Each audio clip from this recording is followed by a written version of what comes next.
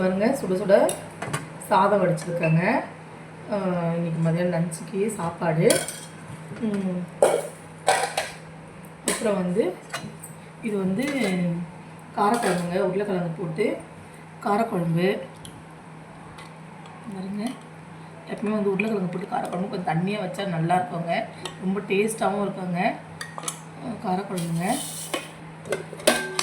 அப்புறம் beetroot பொரியலுங்க. Beetroot தேங்காய் போடலைங்க, தேங்காய் போடாத பீட்ரூட் பொரியல் இன்றைக்கி.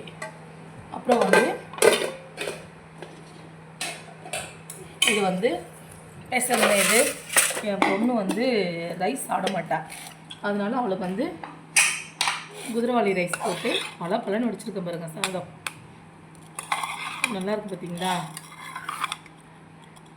நல்லாயிருக்குங்க குழம்பு. அவள் வந்து மத்தியானத்துக்கு லஞ்சு அவள் இது தாங்க சாப்பிடுவாங்க, அதனால் இது செஞ்சுருக்கேன் பாருங்கள். எப்படி இருக்குது பாருங்கள், பலன்னு நல்லாயிருக்குங்க. வாங்க எல்லோரும் சாப்பிட்லாம்.